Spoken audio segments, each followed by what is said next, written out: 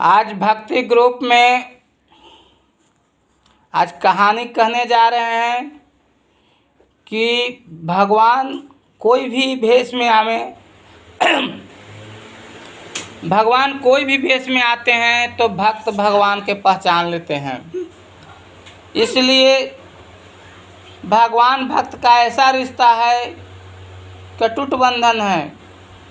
वो बंधन कोई नहीं तोड़ सकता है जो सच्चा भक्त है से। पारिवारिक जो बंधन बनाता है वो टूट जाता है, लेकिन भगवान और भक्त का बंधन कभी नहीं टूटता है। और गुरु शिष्य का बंधन रहता है वो भी टूटता है, गुरु कहाँ चला कहाँ, लेकिन भगवान का बंधन नहीं टूटता है। भगवान का बंधन और भक्त का बंधन है कि टूट बंधन है। उनका जोड़ देने वाले दीपक और घी ही साथ देता है। जैसे घी बिना दीपक नहीं जलता है, वैसा ही बात भगवान और भक्त का है। तो उसी पर आधार पर कहानी कहने जा रहे हैं कि भगवान कोई भेष में आते हैं तो भक्त अपना पहचान लेते हैं कि हमारा भगवान आए हुए हैं। उनको बताने का ज़रूरत नहीं पड़ता है भक्त के कि हम भगवान हैं। जैसे में राजा बलि के यहाँ भगवान आए हुए थे तो बलि समझ गए थे कि हमारा द्वार पर भगवान आए हुए हैं, इसलिए अपना दैत्य गुरु शुक्राचार्य का वचन का उल्लंघन किया और अपना भगवान का सेवा के लिए हाजिर हो गए कि नहीं, हम अपना भगवान का सेवा करने से पीछे नहीं हटेंगे।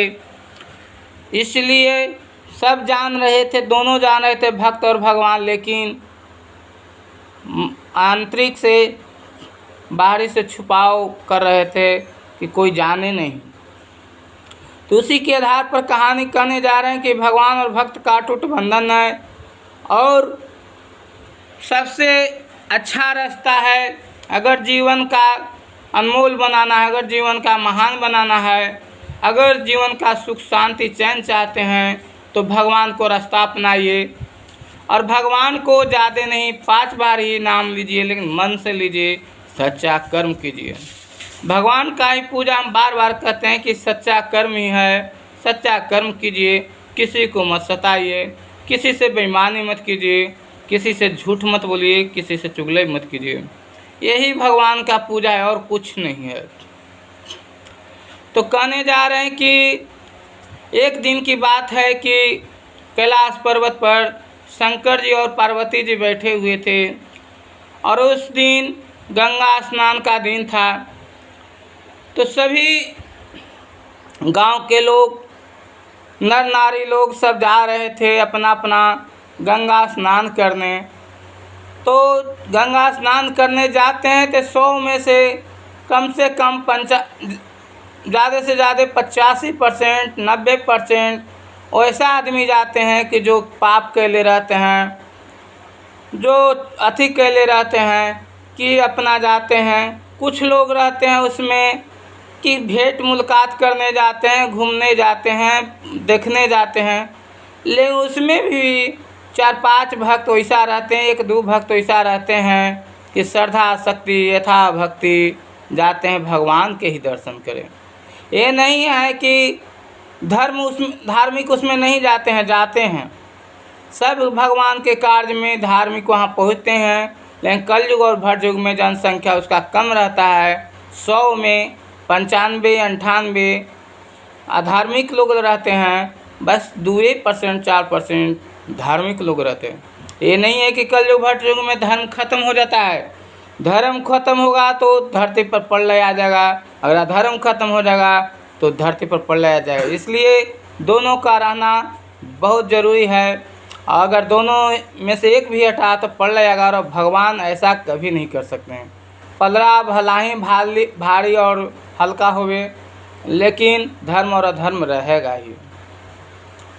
तो उसी के बात है कि गंगा स्नान करने जा रहे थे तो पार्वती जी, माता पार्वती पूछे शिव जी से कि स्वामी ये सब कहाँ जा रहे हैं। तो बाबा भोलेनाथ बोले कि ये सब गंगा स्नान करने जा रहे हैं। तो बोले कि किस लिए। तो गंगा जी में स्नान करने इसलिए जाते हैं कि जितना हम गलत काम किए हैं, जितना हम किसी को ठगे हैं, जितना बेईमानी किए हैं, गंगा स्नान में नहाएंगे तो हमारा सब खत्म हो जाएगा। इस भावना से जाते हैं। देखिए भावना क्या है, अरे भावना पहले ही सच्चा रखना चाहिए कि नहीं हम गलत रास्ता पर उतरेंगे ही नहीं तो गंगा जमुना सरस्वती में नहाने से क्या हमारा वास्ता रहेगा। मन चाहिए तो गंगा जी घर में ही है, जमुना जी घर में ही है। मन सच्चा है तो कठौते गंगा है। वही बात है कि मन से अगर चाहिए कि हमारा घर में गंगा जी हैं तो वही गंगा जी हो जाएंगे। तो वही जा रहे थे तो बोले शंकर जी कि ये सब उसी लिए जा रहे हैं।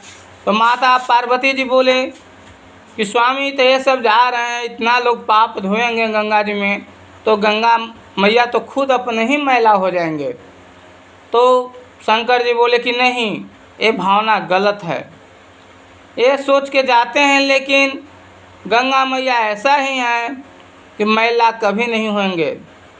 जिसको समझ में आता है कि हम वो मैला हो जाएंगे, नहीं, गंगा मैया ऐसा है कि कितनों पापी लोग नहाएंगे, कितनों अधार्मिक लोग मैला नहीं होंगे, उनका शुद्ध के शुद्धता ही रहेगा। जो भक्त असली रहता है उसे ऊपर कितनों अपोच आक्रोच लगाइए, झूठा सच्चा कलंक लगाइए, लेकिन वो सच्चा सच्चा ही रहता है। उसके एक दिन सच्चाई छुपेगा नहीं, बाहर ही आएगा। वही बात गंगा मैया के कितनों पाप करके नहाए लेकिन गंगा मैया शुद्ध नहीं होंगे। तो उसी में बोले कि क्या ये सब शुद्ध हो जाएंगे पाप से? तो बोले शंकर जी कि नहीं, जब तक सच्चा कर्म नहीं करेगा, जब तक सच्चा रास्ता नहीं अपनाएगा तब तक शुद्ध नहीं होगा, पाप से मुक्त नहीं होगा। तो बोलेंगे कैसे हम जानेंगे कि कै गो जा कहें कि कैसे हम जानेंगे कै गो जा रहे हैं सही सच्चा मन से, कै गो जा रहे हैं झूठा मन से। तो पार्वती माता से बोले किसे, देखिए अब आपको साबित करने के लिए हमरा लीला रचना पड़ेगा, छोटा लीला, और छोटा लीला में आपको साथ देना पड़ेगा। पार्वती माता जी बोले कि ठीक है, हम इसमें साथ रहेंगे। जब हम बात के साबित करना चाहते हैं तो इसलिए हम भी साथ देंगे ज़रूर। तो शंकर जी बोले कि हम कोढ़िया रूप धर लेंगे घाट पर और आप पंखा होकित रहिएगा, देखिए कि कौन सच्चा है और कौन झूठा है, उसी में साबित हो जाएगा। कहेंगे ठीक है, इसमें हम साथ रहेंगे।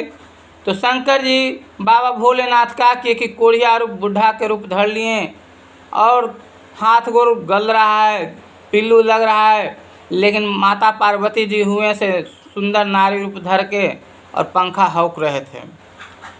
तो जो गंगा जी में नहाने आ रहे थे, जो पाप धोने आ रहे थे, उसका तो गंगा जी में नहाने के लिए ही भूल जाते थे और माता पार्वती जी देख के कहते थे कि क्या आप ये बुढ़ा को सेवा कर रहे हैं, बुढ़ा में कोई जान नहीं है, देह गल रहा है, हाथ गल रहा है, उंगली गल रहा है, गोड़ गल रहा है, इसको आप पंखा हो के अथी सेवा कर रहे हैं। चलिए हमसे शादी करिए और हम आपको बहुत सेवा करेंगे, हमरा आप मत सेवा करिए, हम खुद करेंगे और आपको सुख शांति चैन से जीने देंगे।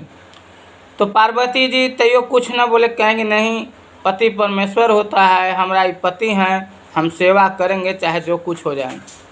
ऐसे करते करते बहुत आदमी 98 लोग आ गए, 99 लोग आदमी ऐसा ही आया कि कोई कहता था शादी कर लीजिए, कोई कहता चलिए घूम लीजिए, कोई कहता था कि पार्क घूम लीजिए, माने रंग बिरंग के बातें माता पार्वती से कह के अथी कर रहे थे। लेकिन पार्वती माता तो अपना ही अथी थे, सती सावित्री थे, पतिव्रता थे, कभी भटके नहीं और ये सब तो लीला रचा जा रहा था, इसलिए माता पार्वती कुछ नहीं बोले।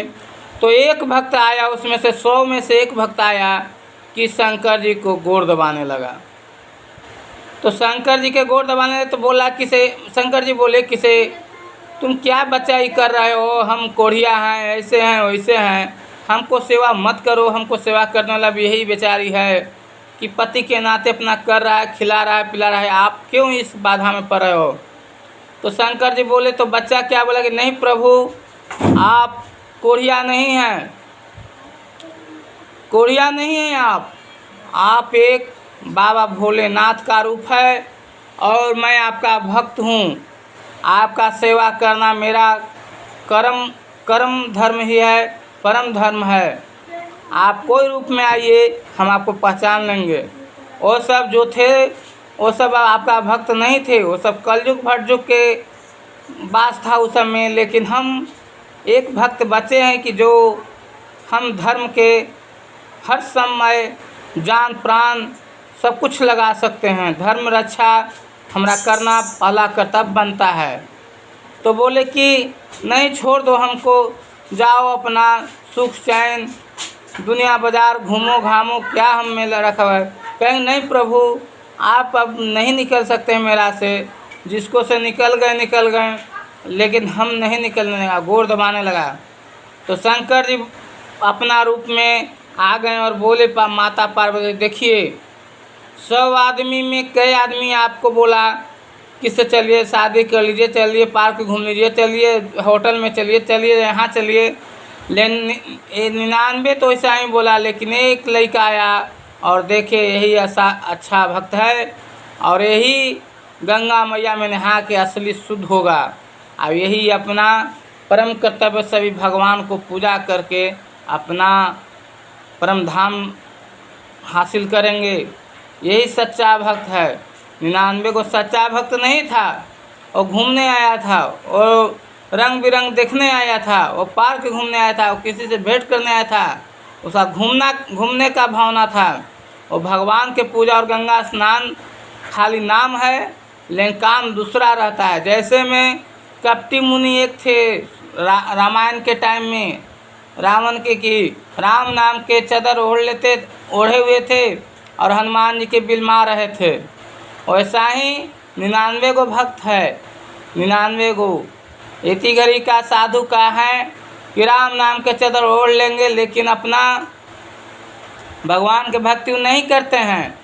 वो खुद अपना कमाने के, अपना रोजी रोटी हक पाने के, देह खटाने से भागते हैं, कतराते हैं और वैसा ही घूम को पैसा चादर ओढ़ के भगवान के नाम पर लेकर अपना नहीं होते हैं तो अपना बैंक में भी जमा करते हैं। लेकिन वो सब साधु नहीं होना चाहिए। आज वह सब साधु के कारण बहुत कम साधु है धरती पर, लेकिन है वैसा ही भी है। इसलिए हम अपना भगवान से कहते हैं कि हे प्रभु, जो हैं सो आप हैं, जो करते हैं सो आप करते हैं। भक्त का इतना ही फर्ज बनता है आपका पूजा करना और धर्म का स्थापना रखना। जो सच्चा भक्त है वो झूला उसको पहनने का ज़रूरत नहीं है। जो सच्चा भक्त है उसको टीका करने का ज़रूरत ना है। उसका कर्म ही और दूर से ही पहचान में आ जाता है कि सच्चा साधु है और सच्चा भक्त है। इसलिए भगवान और भक्त में ऐसा रिश्ता है कि वो टूटने वाला कभी नहीं है। आज इसी पर बाबा भोलेनाथ की कृपा से मैं अभी तक जिंदा हूँ और चल रहे हैं। मैं हर संकट हर दुख से झेल ले हैं। मेरा आज जिंदगी है तो बाबा भोलेनाथ की कृपा से। सब लोग कहते थे कि बाबा भोलेनाथ की आप इतना पूजा करते हैं तो आप दुख कष्ट से झेल रहे हैं। नहीं, जब तक जिंदा रहेंगे बाबा भोलेनाथ के नाम लेते रहेंगे और पूजा करते रहेंगे और बजरंग बली के भी पूजा करते रहेंगे। ऐसे सभी देवताओं के हम करते हैं, लेकिन ये दो भगवान को हम हरदम पूजा करते हैं। जय बाबा भोलेनाथ, जय विश्वनाथ, जय नीलकंठ भगवान, ब्रह्मा विष्णु महेश भगवान की जय। आज इतना ही पर कथा समाप्त होते हैं और हमारा बारंबार रहेगा कि भक्तों जितने भक्त देखें, लाइक करें, कमेंट करें कि आप पर भी जाए तो दूसरा आदमी के भी समझ आवे कि पहला कर्तव्य मानव का पहला कर्तव्य क्या बनता है। मानव का पहला कर्तव्य सच्चा कर्म बनता है। सभी भगवान के पूजा के पहले सच्चा कर्म उसको चाहिए, वो अपने आप खुद भगवान का भक्त बन जाएगा। उसके लिए कोई मंत्र और नाम नहीं जपना पड़ता है, बस मंत्र और नाम के गुरु सब है। सच्चा कर्म, जो सच्चा कर्म करेगा उसका गलत रास्ता कभी नहीं अपनाएगा। भगवान के भक्त खुद अपने आप बन जाएगा। जय प्रभु दीनानाथ।